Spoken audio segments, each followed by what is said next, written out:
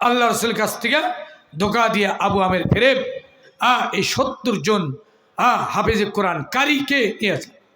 হাদিসে আসছে সাবিনা কুররা, ৭০ জন কারি। হাদিসে ব্যাখ্যা আছে তারা হাফেজও ছিল। বলেন সুবহানাল্লাহ। হাফেজ কারি ৭০ জন ভিআইপি সাহাবীকে নিয়ে গেছে। তারা নিয়ে বীরে মাউনা নামক জায়গাতে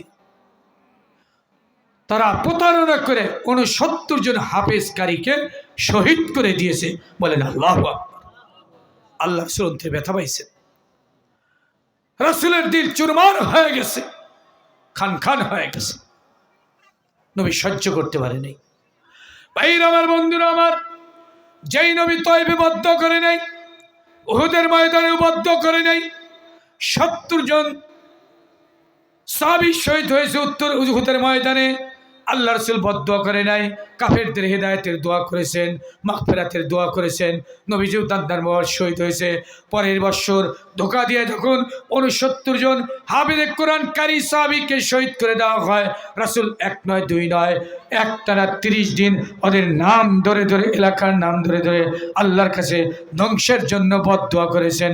কথা বলেন ঠিক কিনা? এই জন্য হাফেজে কোরআন কারি আলেম আল্লাহ রাসূলের কাছে মর্যাদা ছিল, আল্লাহর কাছে মর্যাদা আছে।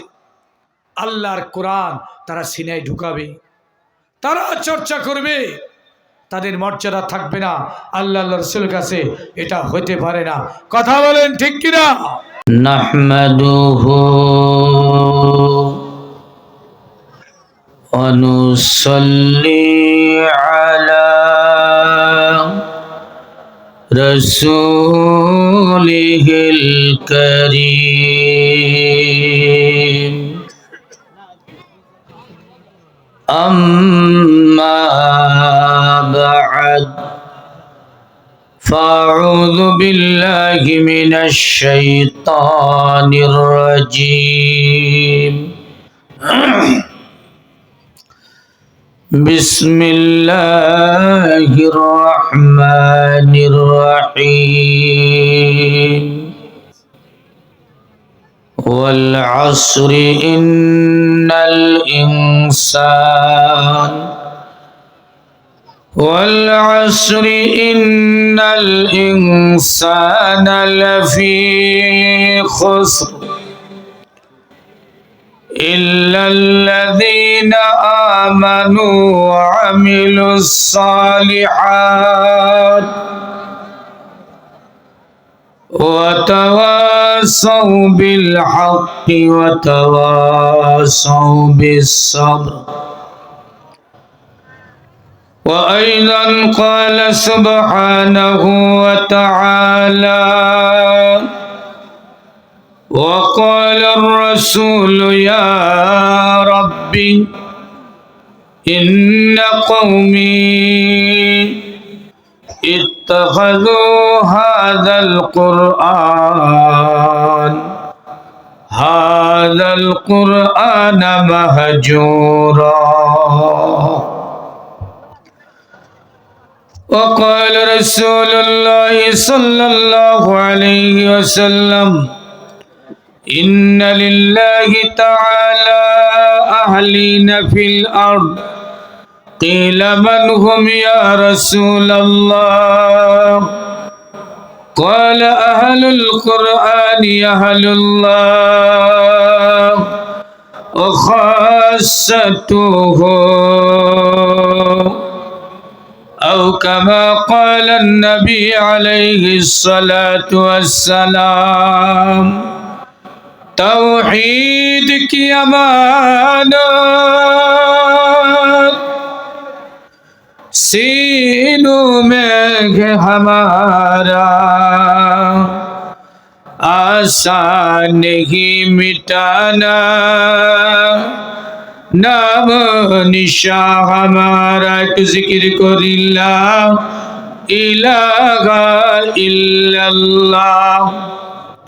जबान खुले ला इलाहा इल्लल्लाह, ला इलाहा इल्लल्लाह, ला इलाहा ইল্লাল্লাহ লা ইলাহা ইল্লাল্লাহ মুহাম্মাদুর রাসূলুল্লাহ সাল্লাল্লাহু আলাইহি ওয়াসাল্লাম।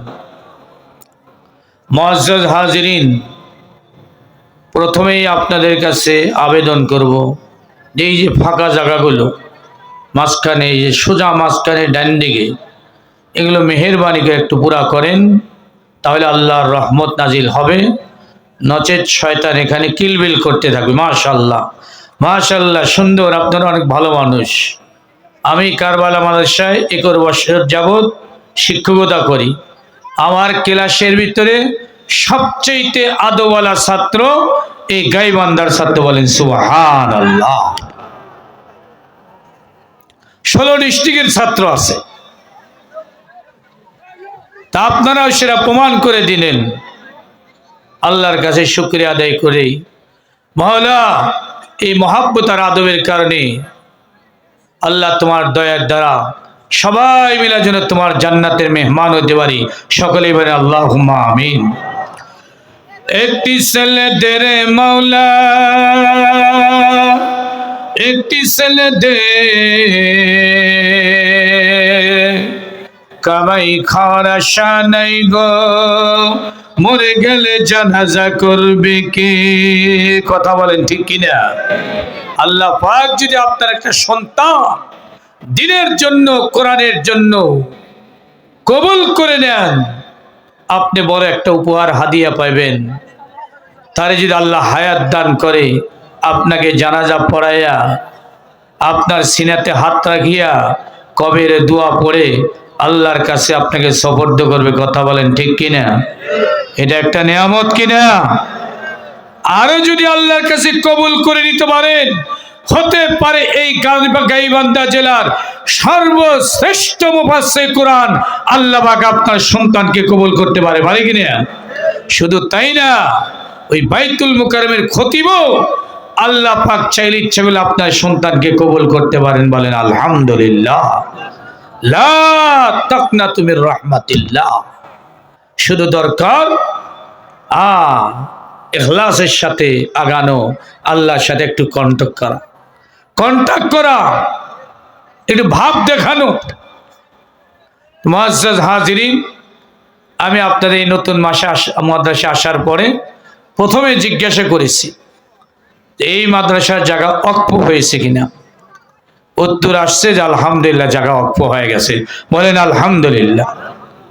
আমাদের বগুড়াতে বেশ কিছু মাদ্রাসা 300, 400, 500, 700 পর্যন্ত ছাত্র হয়েছে, কিন্তু জায়গা ওয়াকফ করে নাই। পরে মাদ্রাসা নষ্ট হয়ে গেছে। একাধিক মাদ্রাসা। পক্ষান্তরে ভাইরা আমার, বন্ধুরা আমার, জামিল কোম্পানি, হাজী বশির সাহেব, হাজী জামিল সাহেব, হাজী সোহাইল সাহেব, তারা আল্লাহর জন্য, কোরআনের জন্য 30 বিঘা জায়গাকে তারা আল্লাহর জন্য, কোরআনের জন্য ওয়াকফ করে দিয়েছে। আল্লাহ পাক রব্বুল ইজ্জত ওই বগুড়ার মাটিতে জামিল মাদ্রাসা এমন ভাবে আল্লাহ কবুল করে নিয়েছেন। এই 16 ডিস্ট্রিক্টে এমন কোন অঞ্চল নাই যেই অঞ্চলে জামিল মাদ্রাসার হাফেজে কোরআন, আলেমে দ্বীন, ইমাম, মুয়াজ্জিন, খতিব, মাদ্রাসার শিক্ষক উপস্থিত নাই। কথা বলেন ঠিক কিনা? ওনারা মাদ্রাসায় এসে বলেছেন, আমরা কোরআনের জন্য জায়গা ওয়াকফ করে আমরা ঠকি নাই। বলেন সুবহানাল্লাহ।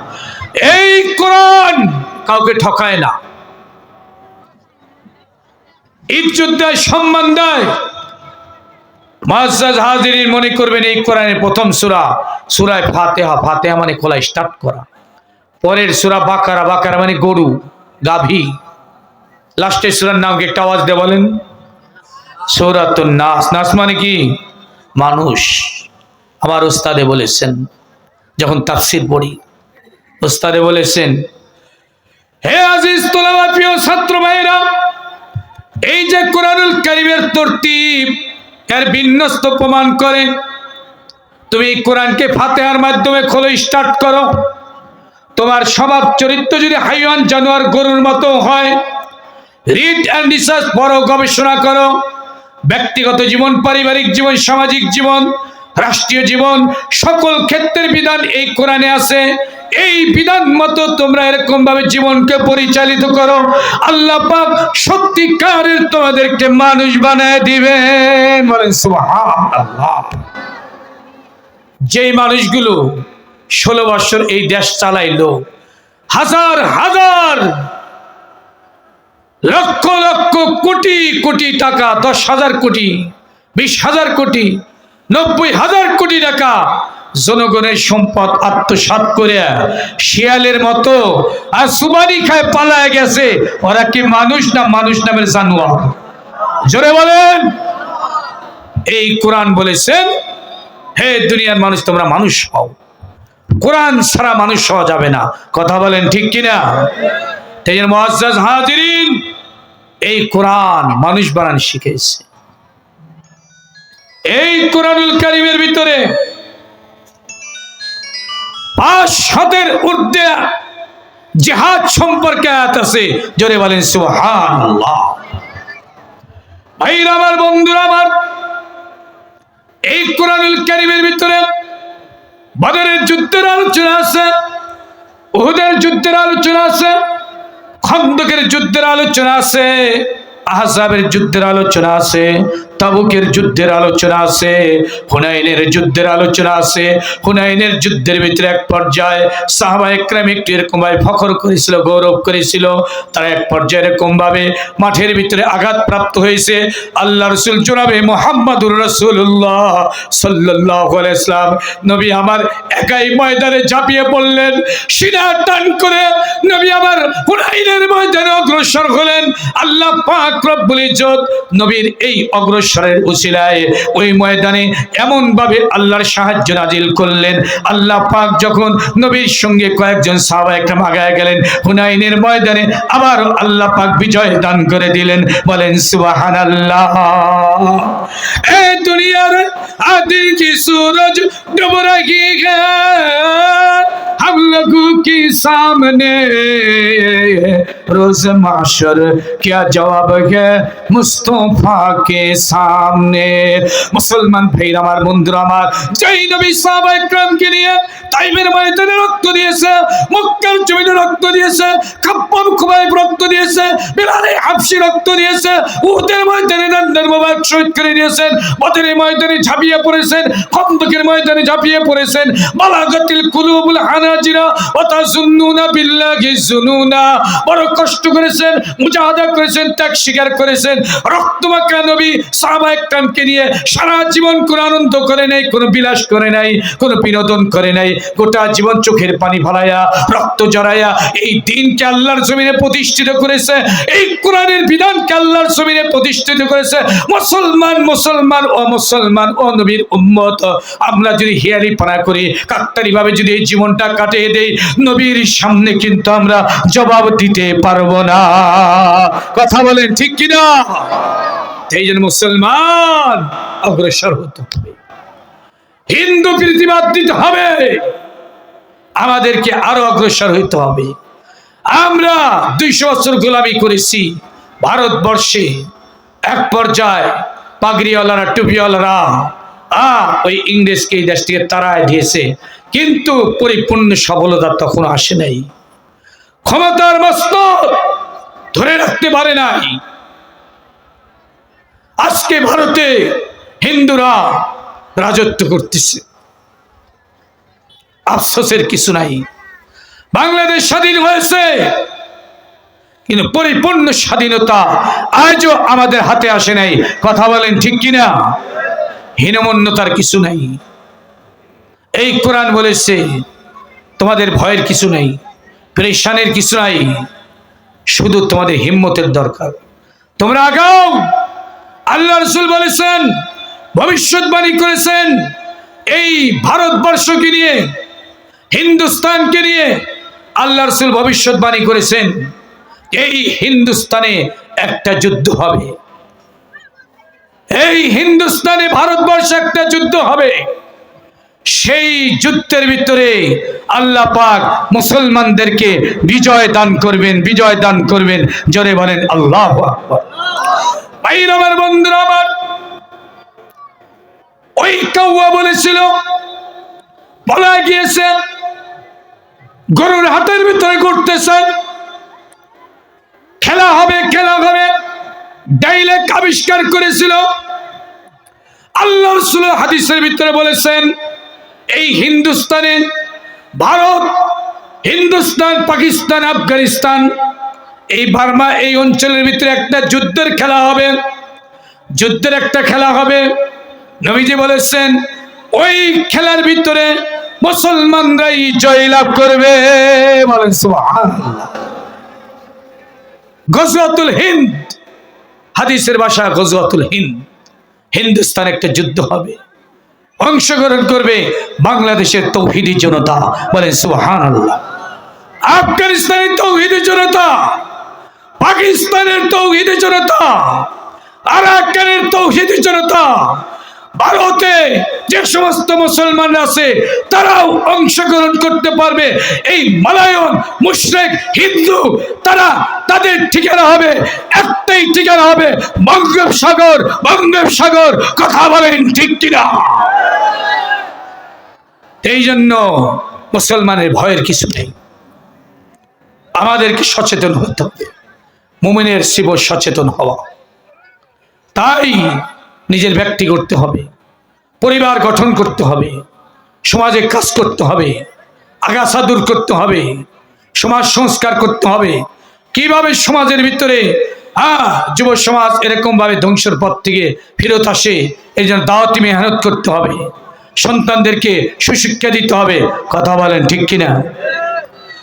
মুআজ্জাজ হাজিরিন, আমরা সকলেই জানি অর্ধজাহানের বাদশা ছিল খলিফাতুল মুসলিমিন সাইয়েদনা ওমর ফারুক রাদিয়াল্লাহু তাআলা আনহু। ঠিক কিনা? 24,40,000 বর্গ মাইল এরিয়ার বাদশাহী করেছেন আমিরুল মুমিনিন খলিফাতুল মুসলিমিন সাইয়েদনা ওমর ফারুক রাদিয়াল্লাহু তাআলা। বলে সুবহানাল্লাহ। আমাদের বাংলাদেশ মাত্র 56,000 মাইলের বাংলাদেশ। এরকম প্রায় 50টা দেশের বাদশাহী করেছেন। ওনার জীবনীতে আসছে, এক একটা এলাকা যখন ফাতা করতেন, বিজয় করতেন, ওই মহল্লাতে সর্বপ্রথম উনি একটা মসজিদ করতেন। বলে সুবহানাল্লাহ। মসজিদ করা ওনার বড় শখ ছিল। আল্লাহর ঘর, জমিন আল্লাহর, সিজদা হবে আল্লাহর, এই জন্য মসজিদ করতেন। 4,900 মসজিদ করেছেন উনি ওনার হাত দিয়ে। 4,000 স্বাভাবিক মসজিদ, 9,000 করেছেন জামে মসজিদ, কেন্দ্রীয় মসজিদ 900। বলেন সুবহানাল্লাহ। মুসলমান ভাইরা আমার, বন্ধুরা আমার, 2 নম্বরে খলিফাতুল মুসলিমিন ওই মহল্লাতে একটা কোরআনের প্রতিষ্ঠান করেছেন।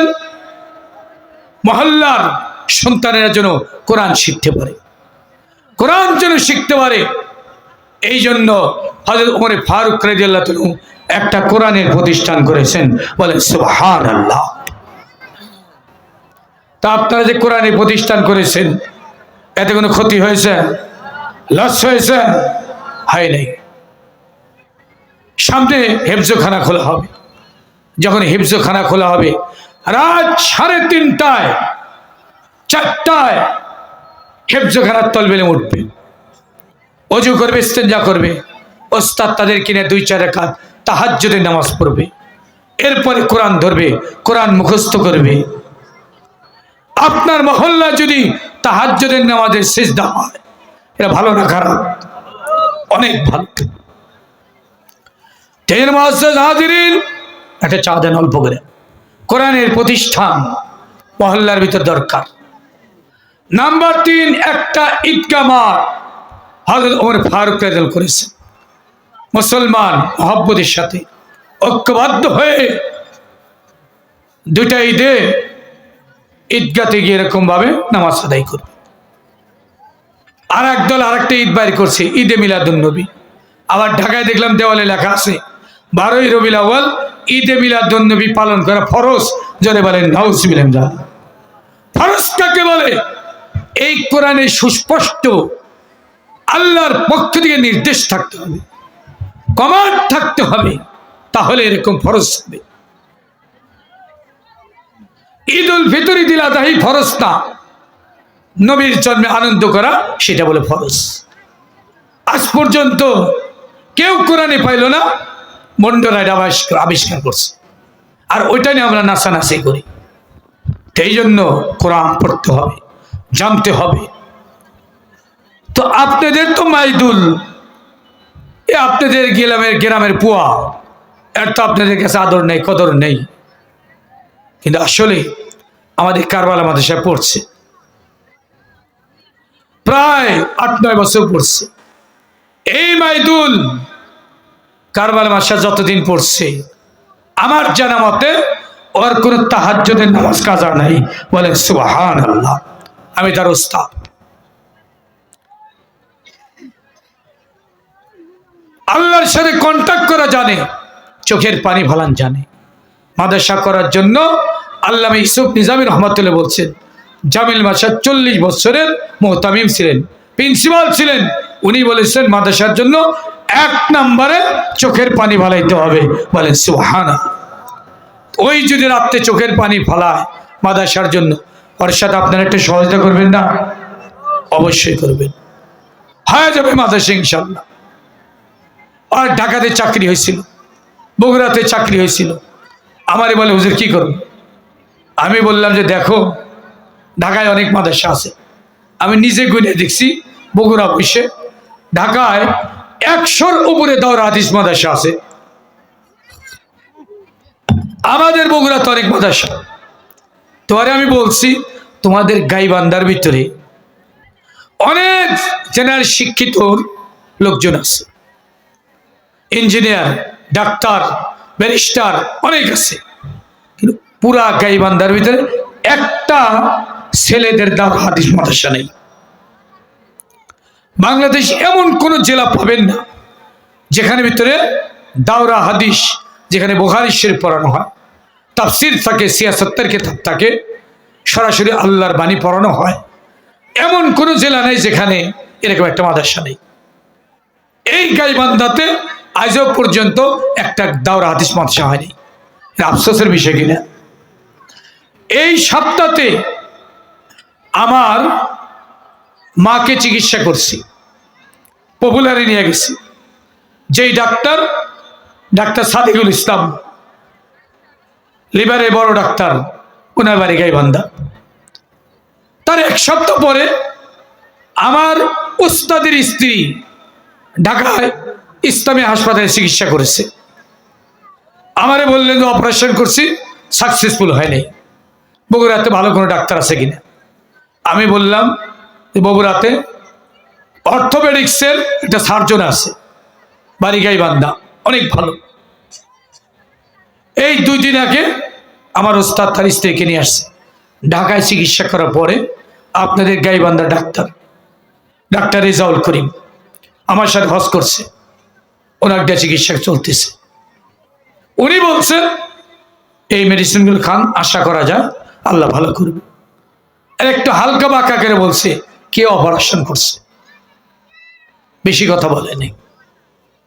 তার মানে অপারেশন ভুল, এটাও উনি ধরতে পারছেন। ভাইরা আমার, বন্ধুরা আমার, বলতে যাচ্ছি আপনাদের এই জমিন উর্বর জমিন, এই জমিনের মানুষ ভালো।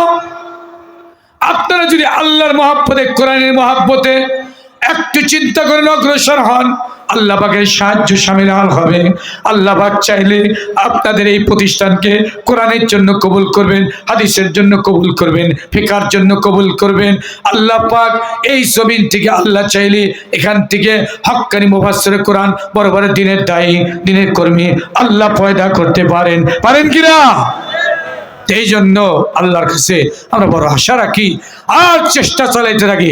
এটি জিকির করি লা ইলাহা, সবাই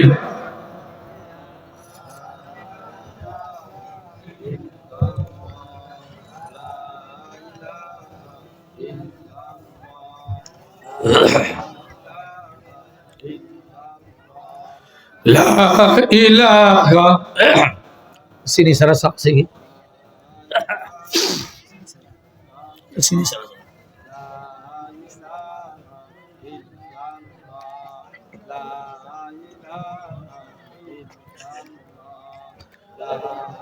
লা ইলাহা ইল্লাল্লাহ, লা ইলাহা ইল্লাল্লাহ, লা ইলাহা ইল্লাল্লাহ মুহাম্মাদুর রাসূলুল্লাহ।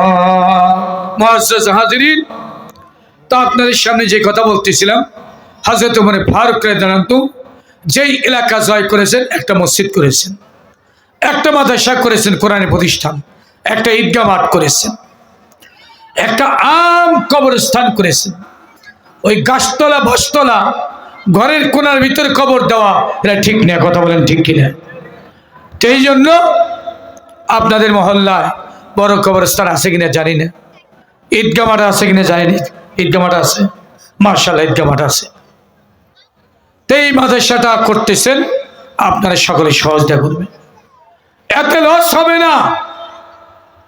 দেখেন, আল্লাহ রাসূল শান্তিকামী নবী ছিলেন। নবী চাইছেন শান্তি প্রতিষ্ঠিত হোক। এই শান্তির জন্য হুদায়বিয়ার সন্ধি করেছিলেন। এই শান্তির জন্য মদিনা শরীফ গিয়ে শান্তি চুক্তি করেছিলেন। বিদায় হজের ভাষণ যদি আপনারা বাই সিরিয়াল যদি অধ্যয়ন করেন, তার ভিতরে পাওয়া যাবে রাসূল শান্তিকামী রাসূল। নবীজি যখন নবুয়ত লাভ করেন নাই, নবী হন নাই, মাত্র 21 বছর বয়স, সমাজ সংস্কার করার জন্য, সমাজে শান্তি ফিরে আনার জন্য, ওই জাহেলিয়তের জামানা যখন আকামা কুকামা সব হইতেছিল, আল্লাহ রাসূল হিলফুল ফুজুল গঠন করেছিলেন যুব সমাজকে নিয়ে। উদ্দেশ্য ছিল সমাজে শান্তি। এই শান্তিকামী নবী তরবারি হাতে নিয়েছেন, তাও টার্গেট ছিল শান্তি। সন্ত্রাসীদেরকে জবাই করবেন, এটাও রাসূলের টার্গেট ছিল না। তরবারি দেখে ওরা ভয় পায় যেন সবাই মুসলমান হয়ে যায়, বলেন সুবহানাল্লাহ। মাত্র রাসূল 29টা জিহাদের সেনা কমান্ডার ছিলেন, সেনাপ্রধান ছিলেন। আল্লাহ রাসূলের হাতে একজন মাত্র কাফের মারা গেছে, ওই বুড়া শয়তান উমাইয়া ইবনে খালফ। বুখারী সাক্ষী, ইতিহাস সাক্ষী। শান্তিকামী নবী ছিলেন, শান্তি প্রতিষ্ঠা। তিনি ভাই দোস্ত বুজুর্গ, আগাইতে হবে হিকমতের সাথে, পরামর্শের সাথে, বড়রা যেভাবে বলে। আর বেশি বেশি দোয়া করেন, আল্লাহ পাক যেন মুসলমানদেরকে ঐক্যবদ্ধ প্ল্যাটফর্মে ওঠার তৌফিক দেয়। সকলে এবার আল্লাহুম্মা আমিন। মুআজ্জাজ হাজিরিন, এই শান্তিকামী নবী, এই শান্তিকামী নবী বদদুয়া করেন নাই কোনোদিন, দোয়া করছেন, শান্তি কামনা করছেন। কিন্তু বুখারী শরীফে আসছে নবীজি একবার বদদুয়া করছিলেন, একটানা 30 দিন। কয়দিন ভাই? 30 দিন বদদুয়া করছেন, তাও নামাজে কুনুতে নাযিলের মাধ্যমে গোত্রের নাম ধরে ধরে, নেতাদের নাম ধরে ধরে, এলাকার নাম ধরে ধরে বদদুয়া করছেন। কাদের জন্য বদদুয়া করছেন, কোন মুহূর্তে, কোন প্রেক্ষাপটে, আমি বেশি আলোচনা করব না। প্রধান মেহমান আসবেন, আরেকজন অতিথি বয়ান করবেন। মুআজ্জাজ হাজিরিন, 4th হিজরি আল্লাহ রাসূলের কাছ থেকে 70 জন কারি হাফেজে কোরআনকে নজদ এলাকাবাসী দিন শেখার জন্য রাসূলের কাছে আবেদন করে নিয়ে যায়। নবী তো গায়েব জানেন না। আল্লাহ রাসূলের কাছ থেকে ধোঁকা দিয়ে আবু আমের ফেরেব এই 70 জন হাফেজে কোরআন কারিকে নিয়েছে। হাদিসে আসছে 70 জন কারি। হাদিসে ব্যাখ্যা আছে তার হাফেজও ছিল, বলেন সুবহানাল্লাহ। হাফেজ কারি 70 জন ভিআইপি সাহাবীকে নিয়ে গেছে। তারা নিয়ে বীরে মাউনা নামক জায়গাতে তারা প্রতারণা করে 69 জন হাফেজকারীকে শহীদ করে দিয়েছে। বলেন আল্লাহু আকবার। আল্লাহ শুনতে ব্যথা পাইছে, রাসূলের দিল চুরমার হয়ে গেছে, খান খান হয়ে গেছে। নবী সহ্য করতে পারে নাই। ভাইরা আমার, বন্ধুরা আমার, যেই নবী তয়বে বদ্ধ করে নাই, উহুদের ময়দানে বদ্ধ করে নাই, 70 জন সাহাবী শহীদ হয়েছে উহুদের ময়দানে, আল্লাহ রাসূল বদদুয়া করে নাই, কাফেরদের হেদায়েতের দোয়া করেছেন, মাগফিরাতের দোয়া করেছেন। নবীজিও তার শহীদ হয়েছে। পরের বছর ধোঁকা দিয়ে যখন 69 জন হাফেজে কোরআনকারী সাহাবীকে শহীদ করে দেওয়া হয়, রাসূল 1 নয় 2 নয়, একটানা 30 দিন ওদের নাম ধরে ধরে, এলাকার নাম ধরে ধরে আল্লাহর কাছে ধ্বংসের জন্য বদদুয়া করেছেন। কথা বলেন ঠিক কিনা? এই জন্য হাফেজে কোরআন কারি আলেম আল্লাহ রাসূলের কাছে মর্যাদা ছিল, আল্লাহর কাছে মর্যাদা আছে। আল্লাহর কোরআন তারা সিনায় ঢুকাবে, তারা চর্চা করবে, তাদের মর্যাদা থাকবে না। আল্লাহ রাসূলের কাছে এটা হতে পারে না। কথা বলেন ঠিক কিনা?